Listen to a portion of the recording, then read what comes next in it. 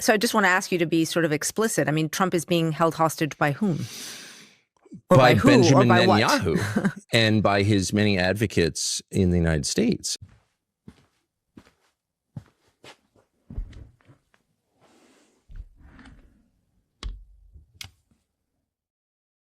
Tucker Carlson just told the BBC that Donald Trump is Netanyahu's slave, and the media completely buried what Trump said when Tucker told him to his face. I'm Brandon Mace. This is Political Lens. Now here's what you all need to understand. Tucker didn't just say that in some random fringe interview. He said it the same week he called Donald Trump's biggest political enemy, Gavin Newsom, very charming. Unbelievable. And there is one buried detail from this story, one private exchange between Tucker Carlson and Donald Trump that changes everything you think you know about who's actually running American foreign policy right now. By the end of this video, you're going to know what Tucker said to Trump's face, what Trump said back, and exactly what Tucker Carlson is positioning himself to do next. Let's set the stage. Tucker Carlson spent years as the most powerful voice in MAGA media. He was the guy, the one who defended Trump on everything, built his entire brand on America first, anti-establishment politics, no foreign entanglements. Then Fox fired him. He launched The Tucker Carlson Show, and something shifted. Over the last several months, Tucker criticized the Iran strikes. He started questioning U.S. foreign policy out loud. He started talking to people that MAGA wouldn't normally touch. But this week, Tucker crossed a line he cannot walk back from. Check this out. You said he's a hostage just now. You told the BBC he's a slave to foreign interests. Correct. So I just want to ask you to be sort of explicit. I mean, Trump is being held hostage by whom? Or by who, Benjamin or by Netanyahu and by his many advocates in the United States. And we know that not simply because Trump started the war on February 28th, but because he couldn't get out of it. He declares we're having a ceasefire. This was 4 weeks in. He says we're having a ceasefire and we're having these talks and they're going great and we're going to open the strait. And Iran says, yeah, one of our conditions is Israel's got to pull back from southern Lebanon. You can't use the Iran war as a pretext for stealing more land from a sovereign country. That's not your country. Like, no. And it's not just Iran who felt that way. I think the rest of the world's like, what are you doing? I thought we were, fighting the great existential threat, Iran, and now you're taking the opportunity to take Lebanon shore of the Litani River and bombing downtown Beirut. Like, what is this? Tucker Carlson, the man who was the face of MAGA media for years, just told the BBC that the sitting president of the United States is, quote, a slave to foreign interests, that he is being held hostage by Benjamin Netanyahu. I'm not joking when I say this. That is not a throwaway line. That is not hyperbole. That is Tucker Carlson on international television with a global audience saying the quiet part completely out loud. And then, watch this. So what about Newsom? I think he's fantastic. Don't you think he's great? I think he cares about the people. I think it's great. I think he's gonna make the country look as pretty as his hair. That's what I think. Does he? I mean, it feels like he's the nominee. We'll see. I mean, he's got the gift of the gab. Oh, he's unbelievable. He really knows how to.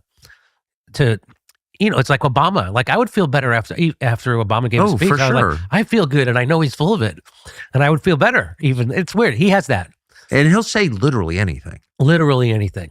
And he's fun to talk to. Like, he's very charming. Tucker Carlson, on his own show, just called Gavin Newsom, Donald Trump's biggest political nemesis, very charming and unbelievable.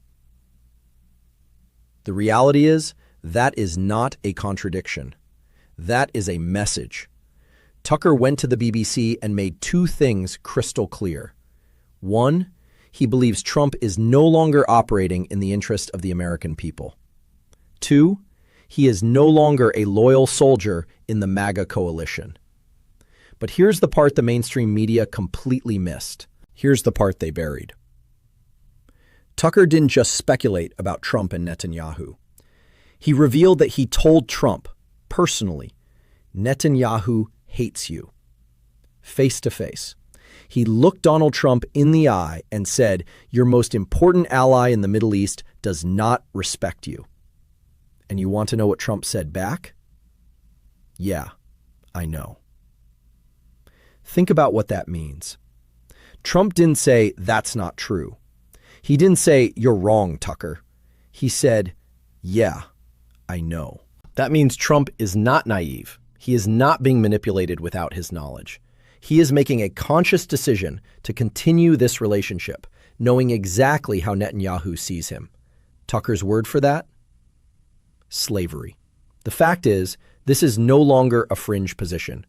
This is Tucker Carlson, with receipts, telling the world that Donald Trump chose this. That is an entirely different accusation than saying Trump was misled. Did you hear that? I'm not joking when I say this. That three-word response from Trump, "Yeah, I know," is the most important thing Tucker Carlson has ever revealed about this presidency. But here's where this gets absolutely wild. Because while Tucker is dropping that bombshell about Trump, he is simultaneously cozying up to the man MAGA despises most. And I think I know exactly why. Gavin Newsom, the governor of California, the man Trump has spent years calling the poster child of radical progressive failure. Tucker Carlson just called him very charming, unbelievable, fun to talk to. Now, some people are going to say, Tucker is just playing media games. He's trying to seem balanced. It's optics. No. The truth is, this is not balance. This is positioning. Here's the context nobody is giving you. Tucker Carlson's odds of entering the 2026 GOP presidential race have now climbed to nearly 10% on prediction markets. That is not noise. You want to know why those odds are moving? Because Tucker is building a lane, and that lane requires him to be something that Donald Trump is no longer. Rules for thee, but not for me. That is the motto of every political establishment Tucker has ever claimed to fight. And right now, he is telling you out loud that Trump has joined that establishment.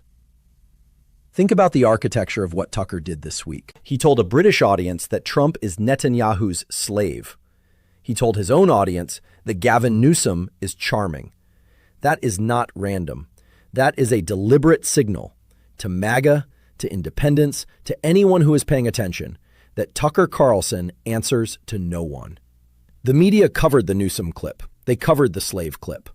What they did not do, what no one is doing, is put them side by side and ask, what is Tucker Carlson actually building right now? That is the story, and you're watching it happen in real time. Tucker Carlson is constructing an argument that the entire MAGA coalition, including Trump himself, has been captured by the same foreign and financial interests that MAGA was supposed to be fighting.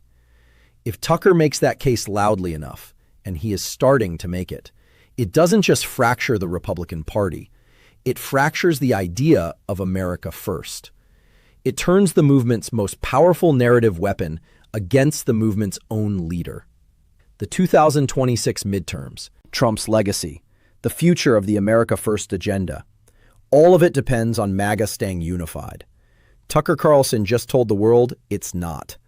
The reality is, the American people deserve to know when the people they trusted to fight for them have made their peace with the very interests they were supposed to be exposing. Trump knew. He told Tucker he knew, and he did it anyway. That's not leadership. That's surrender. And Tucker said it first. Here's what I want you to do right now. Take this video and send it to someone in your life who still thinks Tucker's break from MAGA is just media drama. Because what he said this week, that Trump looked him in the eye and said, "Yeah, I know," about Netanyahu, that is not drama. That is a confession from the most powerful man in the world, and it deserves a real conversation. Drop your opinion down in the comments below. Do you think Tucker is building a presidential run, or is this something else entirely? Because I genuinely want to know what you all think about this one. And we'll see you all in the next video here on Political Lens.